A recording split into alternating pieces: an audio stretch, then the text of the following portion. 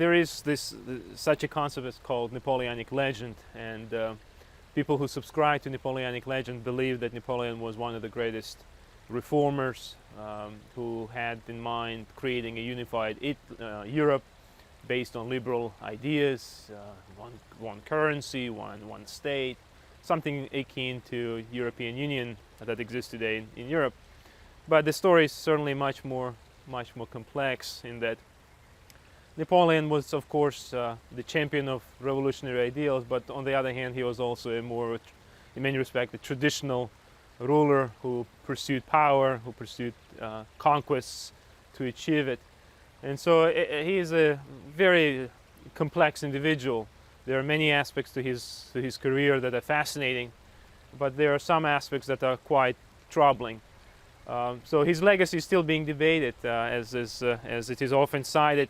He's after Jesus Christ, he's the only human that has been that there are more books written than about anyone else. So the issue of who he was is still quite debated. Napoleon is first and foremost known for his military campaigns, but in all of these campaigns, there was one that is part of his legend, or part of this mythology that surrounds his name. And the battle is called Berezina. It took place in 1812 during Napoleon's invasion of Russia. And as most people know, that invasion went catastrophically bad for Napoleon. He invades Russia in June of 1812, and by November he is essentially forced to retreat. And as he's retreating from Russia, 3 Russian armies try to surround and corner him. And they choose a place on the river Berezina, which nowadays is in Belarus, where they want to corner Napoleon and destroy him. And so the book is the first full-scale account, full-length account in English of what happened on the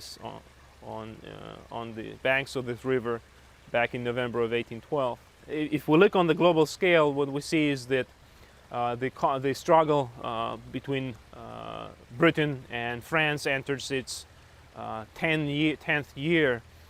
The war broke. They signed the peace treaty in 1802, and then the peace treaty essentially collapsed the following year. The war resumed in 1805, and you have the gradual intensification of this war. The 1812 is interesting because that year, the United States effectively entered the fray after after British impressment of American sailors, after continued political tensions with the United States lead to the rupture in the relationship. And so we have this dual conflict where on the one hand you have warfare in Europe between France, Britain, Russia, but also you have a struggle between the Americans and the British in North America, which in many respects is tied to this global rivalry between France and Britain. One of the reasons I got interested in this battle is that if we look at the traditional accounts in general campaign histories, Napoleon is described as a military genius, and especially when it comes to this battle, he's portrayed as single-handedly outwitting Russians, making a feint move to the right and then crossing the river to the left, so to speak.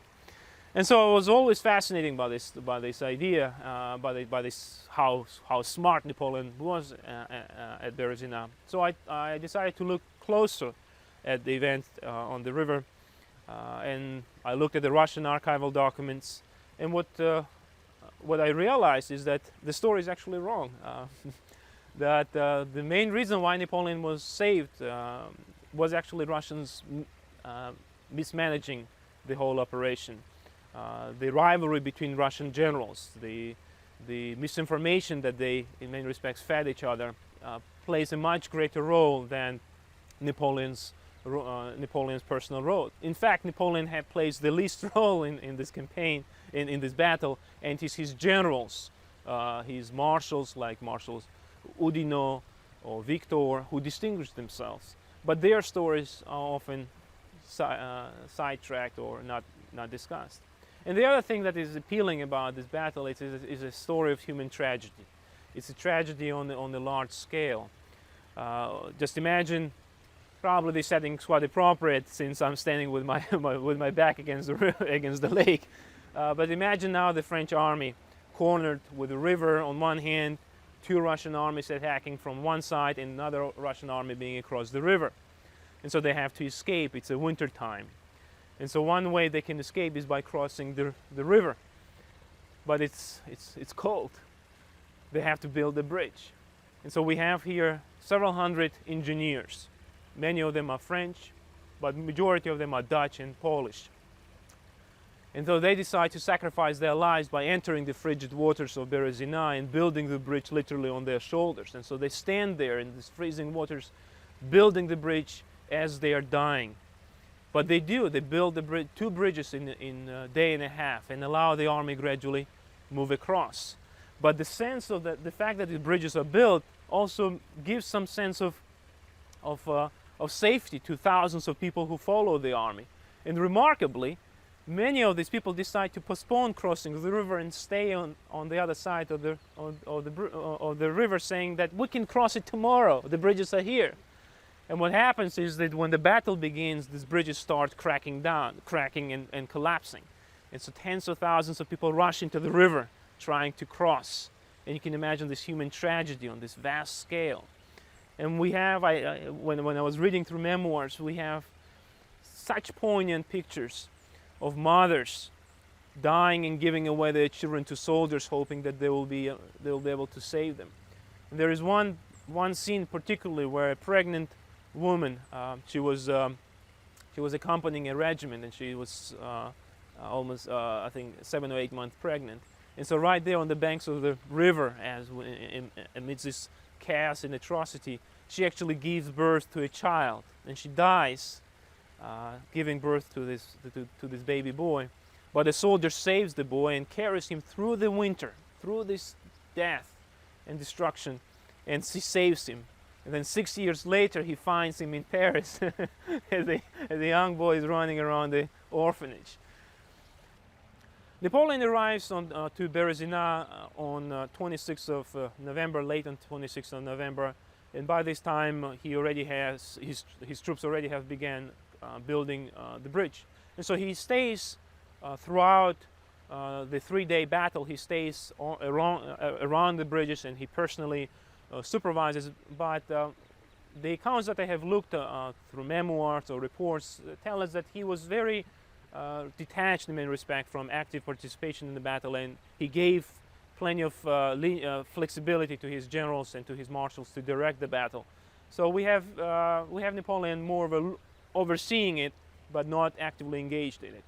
Of the 3 generals, Russian generals who are engaged in this battle, one of them will be blamed for it, and rather unjustly. And so for the past 200 years, and this year we celebrate 200th anniversary of Napoleon's invasion of Russia. For the past 200 years, this man, his name is Admiral Paul Chichagov, has been blamed for the bungling of this operation. He has been made a scapegoat. And when I looked at the story, what happened, the reality is that he was not responsible as much for the collapse of the Russian operation, but he was made a political scapegoat for it. And it is a rather poignant story, since he would be driven out of his state. He would be forced to leave Russia because of public indignation, because of public outcry, and he will be forced to live in France in poverty and exile, where he will die a blind and rather bitter man with his reputation in tatters. The following spring, the Russian authorities collected over 35,000 bodies on the banks of the Berezina. But many of the bodies were never found, since the river carried them away.